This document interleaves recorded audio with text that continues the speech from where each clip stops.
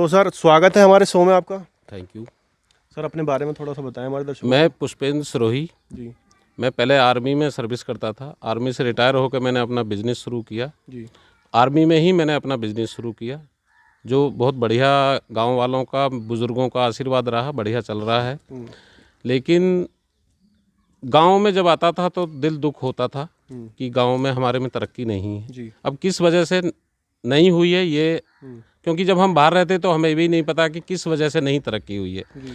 लेकिन हमने अपना कारोबार अपने बेटे को संभाल के हमने यही निर्णय लिया कि यार गांव की सेवा करेंगे। हमारी 52 साल उम्र हो गई है और हमें कुछ नहीं चाहिए। हमें तो गवर्नमेंट भी पेंशन दे रही है, हमारे लिए वही बहुत है। लेकिन जो भी निधि आएगी या जिससे हम लेके आएंगे, किसी ब्लॉक प्रमुख से लाएं, सांसद से लाएं, एमएलए से लाएं, उसको हम गांव में खर्च करेंगे। और हमने इसीलिए खेती भी शुरू करी है अपनी, पहले ठेके पे दे रखी, खेती शुरू करी है कि जितना ज़्यादा से ज़्यादा हम गाँव को अपना त्याग कर सकें वो हम करें। सर ये न्यू किसान लगाने का क्या हाँ, न्यू किसान क्या है, हम बाहर रहते थे तो हमने अपनी ठेके पे ज़मीन दे रखी थी। फिर हमने खेती शुरू करी सबसे पहले। खेती के बाद फिर हमने अपना मन बनाया कि हम प्रधानी लड़ें और जो भी उसकी निधि आएगी उसको हम ज़्यादा से ज़्यादा बाहर से भी ला के गाँव में लगाएं। तो हमारे दर्शकों को अपने गांव के बारे में थोड़ा सा बताएं। हाँ, हमारा गांव बहुत अच्छा गांव है। मतलब डिस्ट्रिक्ट बुलंदशहर में हम सबसे बढ़िया गांव घनसूरपुर गांव मानते हैं। और यहाँ आबादी कितनी है? आबादी लोग क्या व्यवसाय करते हैं? हाँ, लोग ज़्यादातर, कुछ लोग अपना मतलब मेरी तरह फौजी भी हैं, किसी और विभाग में भी हैं, टीचर भी हैं। ज़्यादातर लोग खेती करते हैं और खेती के साथ वो अपना मजदूरी भी, कोई जिससे इधर उधर, जैसे मान लो कोई बाहर जा रहा है तो वो अपना काम भी करते हैं और ज़्यादातर लोग खेती ही करते हैं। देश सेवा करने के बाद समाज सेवा करने का कैसे आपको लगा? कौन सा ऐसा इंसिडेंट है जिसमें आप? जी, देश सेवा करने के बाद हमने देश सेवा 17 साल की, वो भी अपने मतलब एक ईमानदारी से हमने देश की सेवा करी। आज हमें लगा कि हमारा गांव बहुत पिछड़ा हुआ। हम गाँव में जाते हैं और गाँवों में तो हमें बड़ी तरक्की नज़र आती है। तो हमने यही देखा कि यार हमारा गांव इतना पीछा क्यों है। इसलिए हमने अपना त्याग, सब कुछ त्याग करके हम गांव की सेवा में लग गए। थोड़ा अपने सैनिक जीवन के बारे में हमारे दर्शकों को बताएंगे, कैसे कैसे आपने शुरुआत करी, कैसे यहाँ से गए, कैसे सर्विस करी वहाँ पे? कोई याद आपकी जो जहन में है? जी, बहुत याद है। हम यहाँ पढ़ते थे, 12th में पढ़ रहे थे, उस टाइम हम भर्ती हो गए। 87 में हम भर्ती हुए। भर्ती होकर हम अपना ट्रेनिंग करी। ट्रेनिंग करके हमारी फर्स्ट पोस्टिंग श्रीलंका में थी। हम 1 साल लंका में रहे। हमने वहाँ जो भी हमें आदेश मिलते थे सीनियरों के, वो हमने ईमानदारी से किए। और उसके बाद फिर पूना आए, मतलब कई जगह हायल्टी काटी। जब कारगिल मसला हुआ तब हम आरआर में थे। तो हमने जहाँ भी मतलब काम किया है ईमानदारी से किया है। हमारे बारे में कोई भी पता कर सकता है, गांव में भी हमारे में पता कर सकते हैं हमारे बारे में कि हम किस टाइप के आदमी हैं। तो आपके गांव की क्या क्या समस्याएं हैं? गांव की समस्या ये है कि सबसे पहले तो रोडें सही होनी चाहिए। गांव की रोड सही है। अब जैसे हम आए यहाँ तो मंदिर का मसला, जिस मंदिर पे अब हम बैठे हैं, ये मसला सामने आया। हमसे भी पूछा गया भाई कैसे कैसे। मन की जी बहुत है और सबके सहयोग से।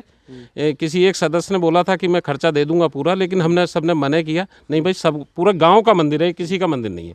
इसको पूरे गांव के सहयोग से तैयार होना चाहिए। जो मौजूदा प्रधान है, इनसे आप, इनके कार्य से आप सहमत हैं? हाँ, उनके काम से हम इसलिए सहमत हैं क्योंकि उसने, जब हम यहाँ से वोट देके हम अपने पूरे परिवार को लेकर आए, हम उससे यही कहे कि बेटा देखो, हम तो बाहर रहते हैं लेकिन तुम्हें अब गांव की जवाबदारी मिली है, तुम बड़े ईमानदार। बोला चाचा, कभी कहने का, हम उसके चाचा लगते हैं, कभी कहने का मौका नहीं मिलेगा। उन्होंने सबसे पहले एक नाली का काम किया जिससे गाँव का पानी जोड़ में जाए, मतलब जिसको पोखर बोलते हैं, तालाब जो बोलते हैं, वो पानी झोड़ में जाना चाहिए। कोई मतलब हमने उससे डिटेल में नहीं लिया, लेकिन हमको जो बताया गया कि 6 लाख की निधि आई थी और उसने वो नाली का काम शुरू किया। वो नाली बनी भी है, कहीं जाके वो रुक गई। मैं नाम तो नहीं लूँगा क्योंकि ये गांव की बात है, लेकिन वो नाली रोक दी गई।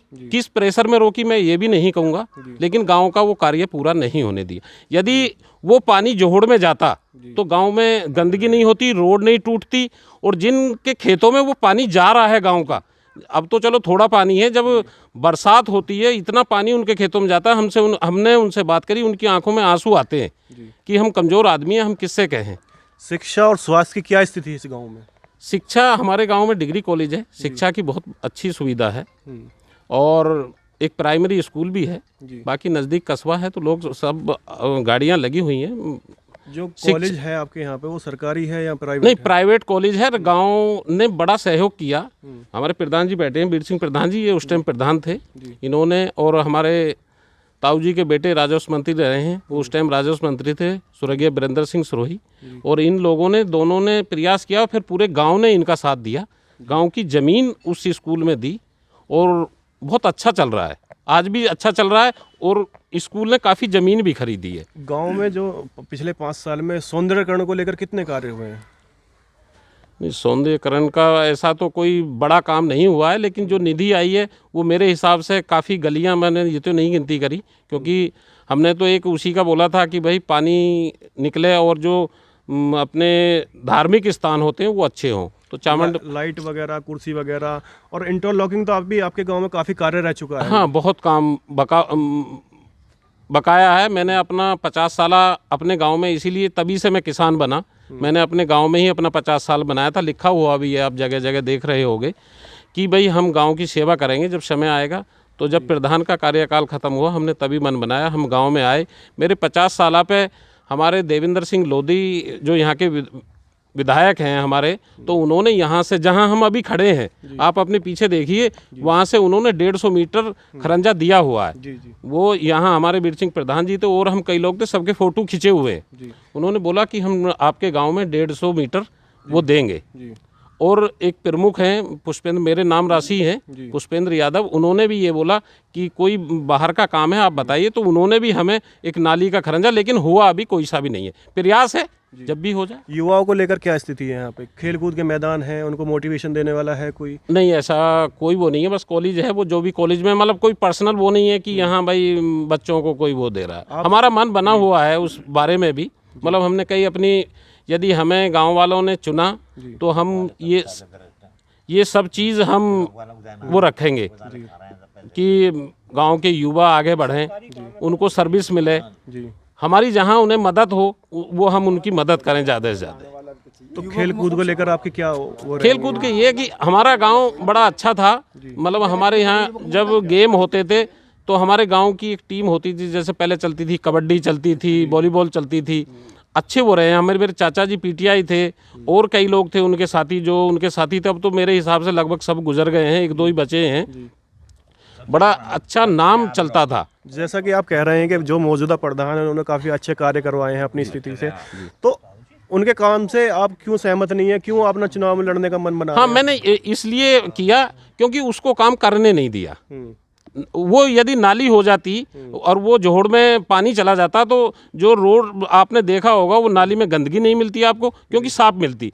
जहाँ आप देखोगे जाके, वहाँ से वो बिल्कुल नाली तोड़ दी गई है और आगे पानी निकलने नहीं दिया लोगों। आने वाले 5 साल में जो कार्यकाल आने वाला है, चुनाव आ रहे हैं, उसमें आप पूरी दावेदारी कर रहे हैं, तो आपकी क्या क्या विकास योजनाएं रहेंगी? हमारा सबसे पहले है कि हमारे रास्ते सही हो, हमारे मेहमान आते हैं या किसी का भी मेहमान आए, वो ये देखता है यार गाँव के रोड खरंजे कैसे हैं। यदि वो एंट्री करा था आपके गाँव में, मैंने देखा खरंजे इंटरलॉकिंग तक का काम नहीं हुआ है। हाँ जी, पिछले 70 सालों में इंटरलॉकिंग तक के गाँव में नहीं है, तो शिक्षा और स्वास्थ्य को लेकर मतलब ऐसा है ना, प्रधान देखो एक ऐसा वो होना चाहिए जो बाहर भीतर आने जाना वाला हो, वो बाहर से योजना लाए। मैं भी यहाँ बैठा हूँ, मैं लंबी लंबी हाँक दूंगा, लेकिन वो नहीं होना चाहिए। जागरूक प्रधान होना चाहिए। ये हमारे बुजुर्गों ने, टीचर रह रही हैं, कौन सी पढ़ा रही हैं? भाई साहब एक मिनट, ये गांव के बुजुर्गों ने और युवाओं ने सोचना है कि हमें अपना जो प्रधान हो वो कैसा हो। हमारा तो मन ये है कि हम अपना तन मन धन गाँव की सेवा में लगाएं। शिक्षा और स्वास्थ्य के लिए आपकी क्या क्या योजनाएं अपने गांव में? शिक्षा, हमारा जैसे गांव में डिग्री कॉलेज है, हम ये चाहेंगे कि ज़्यादा से ज़्यादा लोग पढ़ें उसमें। प्राइमरी है, वहाँ अच्छी वो हो, अच्छे टीचर आएँ, क्योंकि अब हम इसलिए इंटरफेयर नहीं करते क्योंकि हमारे पे कोई पद नहीं है। जैसे आम लोग हैं, ऐसे ही आम लोग हम हैं। सब ये कहते हैं हमने सीट लगवा दी, बच्चों को बेंच दिलवा दी, या अन्य अन्य कार्य गिनवा रहे हैं, हमने स्कूल में टाइल्स लगवा दी, ये लगवा दी, और क्या जब स्ट्रेंथ की बात आती है तो कहीं ना कहीं वो चुप हो जाते हैं। हाँ जी, तो स्ट्रेंथ को लेकर आपका काम रहेगा? हाँ, स्ट्रेंथ का भी रहेगा, और जैसे लगी हैं कुछ जो सीटें आई थी गवर्नमेंट से जो मिली है, वो गाँव में लगी हैं 1-2 जगह। संख्या में, बच्चों की संख्या में बढ़ोतरी करने का आपका क्या काम है? हाँ, हम यही उसमें कोशिश करेंगे कि भाई सब अपने बच्चों को पढ़ाओ। हम घर घर जाएंगे, लोगों के पास हाथ जोड़ेंगे उनके कि भाई अपने बच्चों को पढ़ाओ, पढ़ाई काम आएगी। ये बढ़ती नहीं है, बाकी सब कुछ बढ़ जाएगा, लेकिन पढ़ाई कभी बढ़ती नहीं है। अब हमारे गांव में डिग्री कॉलेज है। पहले एक दो लोग ग्रेजुएशन होते थे जो थोड़ी स्थिति ठीक थी, कोई मेरठ जाता था, कोई बुलंदशहर जाता था, तो वो लोग ग्रेजुएशन होते थे। आज ग्रेजुएशन हमारी हर बच्चा ग्रेजुएशन है, जिसको थोड़ी सी लगन है। साफ सफाई को लेकर आपकी क्या योजनाएं हैं? साफ सफाई वाला एक लड़का है, लेकिन मुझे 1 महीना हो गया, मैंने उसको एक दिन भी नहीं देखा है। तो साफ सफाई वाला हमें भी दिख रहा है, वो आता ही नहीं है। अब क्यों नहीं आ रहा है, किस वजह से नहीं आ रहा, उसको हम नहीं जानते, क्योंकि आज हम आम आदमी हैं और हम जैसे सब लोग हैं, हम भी रह रहे हैं, हम किसी को बोल नहीं सकते। आदमी अपने पद के हिसाब से किसी को बोल सकता है। जो केंद्र और राज्य सरकार की योजनाएं हैं काफ़ी, वो गांव में कैसे आई, कैसे लागू हुई, उनके बारे में बताइए। अब ये तो प्रधान बताएगा कि भाई शौचालय को लेकर कितना काम हुआ? हाँ, शौचालय तो बने हैं। हमने ये नहीं प्रधानमंत्री आवास योजना के तहत जो मकान आने थे, वो आपके गांव में मकान नहीं आया है। शौचालय बने हैं। योगी जी का कहना है कि 22 लाख मकान हमने दिए हैं यूपी के अंदर। नहीं दिए होंगे, लेकिन ये नहीं पता कहाँ दिए। कहीं तो दिए होंगे जब 22 लाख मिले हैं, लेकिन हमारे गांव में एक भी गांव ऐसा बड़ी आबादी में एक मकान भी नहीं आया। नहीं आया। कोई लाभार्थी जिसको लगता है कि हाँ ये लाभार्थी मिलने चाहिए। बहुत लोग हैं जिन पे बेचारों पे शाम को मजदूरी करके ही वो अपना पेट पालते हैं, उन पे खाने कमाने को कोई वो भी नहीं है। तो प्रधान जी ने कोई इनके लिए आवाज़ नहीं उठाई? ये मैं नहीं कह सकता, क्योंकि प्रधान जी ने नहीं उठाई, क्योंकि मैं रहता नहीं था। मैं तो अब 1 महीने से रहने लगा हूँ। मैंने जब आता था तो यही स्थिति देखता था कि यार गांव में काम हुआ नहीं है। गांव के सौंदर्यीकरण को लेकर आपकी क्या योजना है? हमारा ये है कि हम अपने गांव को सुरक्षित बनाएं। हमारे गांव में कोई लड़ाई नहीं, कोई झगड़े नहीं, कोई मर्डरबाजी नहीं, मतलब बहुत शांत गांव है हमारा गांव। यदि सब लोग चाहेंगे और हम वादा करते हैं, लोग हमें पसीना दें, हम उनको खून देंगे अपना। पर्यावरण को लेकर आप गाँव में क्या जागरूकता अभियान, क्या क्या कार्य करवाएंगे उनके लिए? हम उनके लिए लोगों को, जो बुजुर्ग हैं, उनको बैठने के लिए, बच्चों को पढ़ाई का, वो कहीं खेल एक स्टेडियम बनाएंगे कि भाई यहाँ आप खेलो और आगे बढ़ो। कोई फौज में जाए, कोई पुलिस में जाए, कोई अपने किसी भी क्षेत्र में निकले, जैसी उसकी रुचि है। गांव में धार्मिक स्थल हैं, वो अच्छे होने चाहिए। स्थल हैं और शमशान घाट और कब्रिस्तान के सौंदर्यीकरण को लेकर, उनकी साफ सफाई को लेकर क्या क्या सुविधाएं मुहैया कराएंगे आप? अब ऐसा है ना, पहला काम हमने यही हमारे गाँव में सबसे पहला मंदिर ये है। 2 मंदिर और हैं, उनकी स्थिति सही है। पीछे 1 मिनट पहले, या तो आप जी आप लोग तो थोड़ा सा आएंगे तो हमने उनको वो दोनों मंदिर, पहले एक मंदिर पे काम हुआ, वहाँ भी सहयोग किया। अभी भी हमने यहाँ हमारे एक बुजुर्ग की वो थी अरेस्टी, यहाँ सब लोग बैठे थे। लोगों ने बोला कि हम अकेले करा देंगे, लेकिन सब लोगों ने बोला नहीं यार, ये गांव का मंदिर है, सबके सहयोग से होना चाहिए। फिर हमारे पे बारी आई, हम बोले 50,000 रुपये देंगे। फिर और एक दोस्त थे, हमारा भतीजा था, वो बोला मैं 21,000 दूंगा।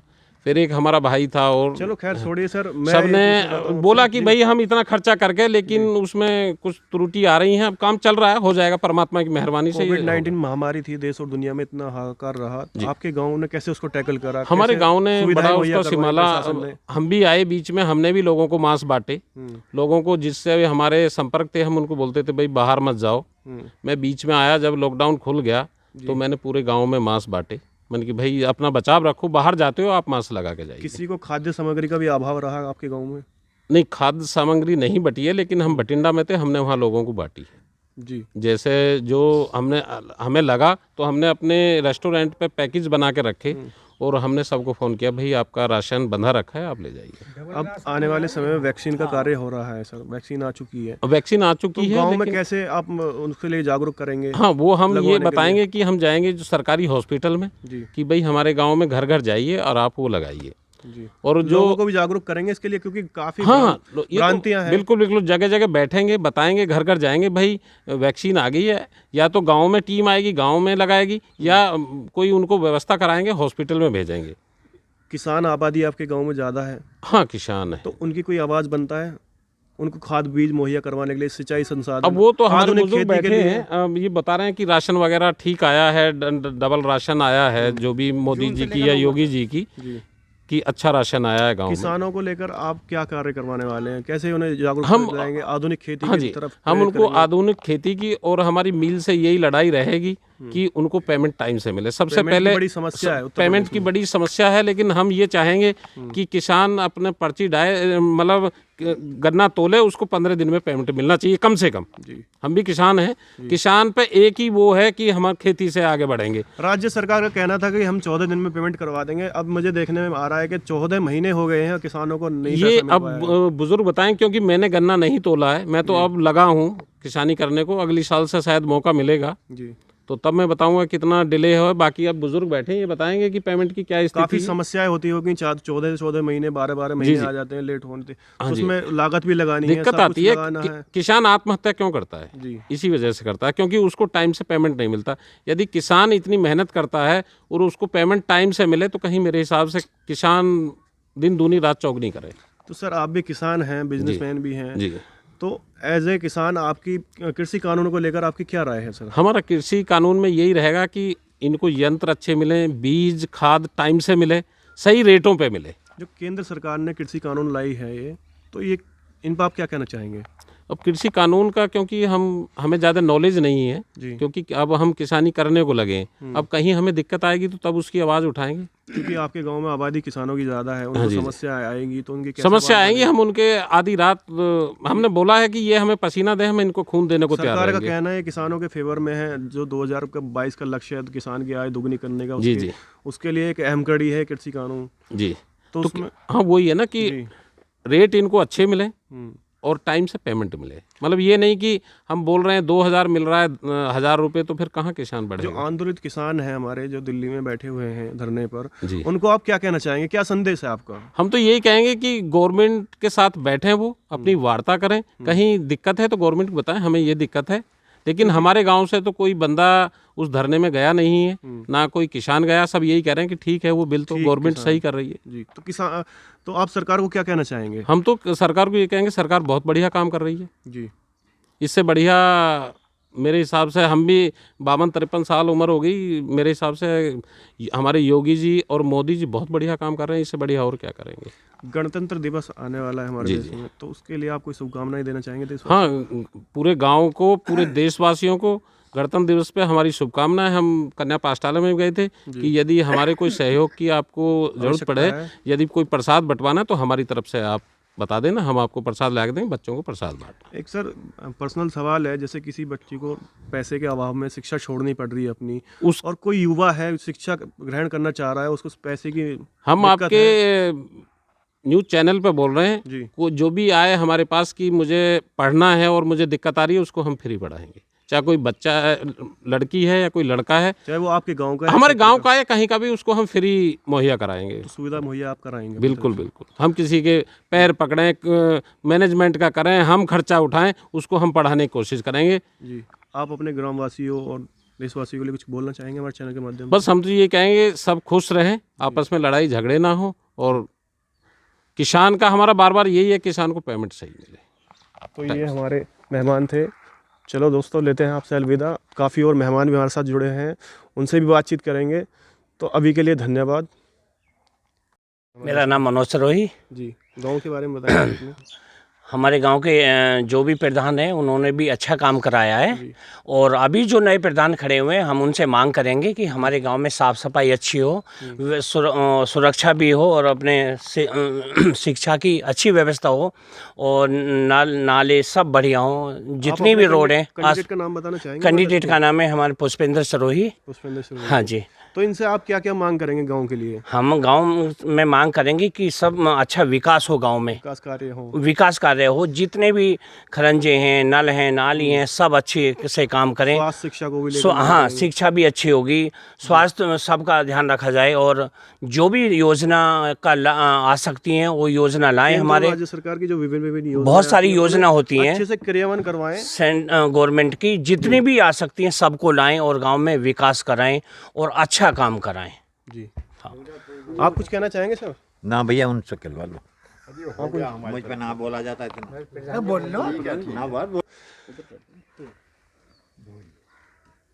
दर्शकों, हमारे साथ घनसूपुर के पूर्व प्रधान हमारे साथ जुड़ चुके हैं, इनसे विचार करते हैं गांव के बारे में। सर अपना नाम बताएं सर। मेरा नाम वीर सिंह चौहान है जी। और मैं पूर्व प्रधान हूँ गाँव का। प्रधान है सर। तो मैं ये चाहता हूँ कि अपने टाइम में आपका कब से कब तक कार्यकाल रहा सर? मेरा रहा है 87 से 95 तक, 1995 तक। जी। हाँ 7 साल। गांव के क्या क्या समस्याएं हैं एक बार बताएंगे हमारे दर्शकों को? समस्या तो खुद अपनी निपटाता आदमी, लेकिन जो मौजूद आदमी बनता है उसको सारा गांव का काम देखना चाहिए बिल्कुल। और सारे गांव को ही अपना मानना चाहिए। जी।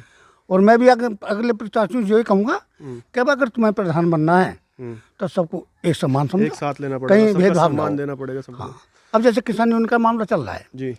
ये बिजली का जो मामला है वो किसान के प्रति अच्छा नहीं है, या पेमेंट का जो मामला है वो अच्छा नहीं है। जो सरकार कहती है, पता है ये 14 दिन में कहाँ पेमेंट, ये 1 महीने में पेमेंट नहीं आ पा नहीं आ रहा, 4 महीने और बिजली दिन पर दिन बढ़ती चली जा रही है। बढ़ती चली जा रही है। किसानों ने अपने ढोर डंगर भी बंद कर दिए रखने। तो आने वाले जो महंगाई का प्रत्याशी हैं उनसे आप क्या मांग रखेंगे? क्या क्या विकास कार्य करवाएंगे आप उनसे? हम तो बैठा करवाएंगे, जो भी करवाने हो जी। बैठा करवाने, भाई जो काम चल रहा है इसे करो पहले। जी। जैसे कि शिक्षा को लेकर, स्वास्थ्य हाँ, को जो लेकर, भी काम साफ सफाई को लेकर, जो भी काम देखेगा प्रत्याशियों को बैठा कर काम करवाएंगे कि भाई यो काम चल रहा है तुम इसको पहले।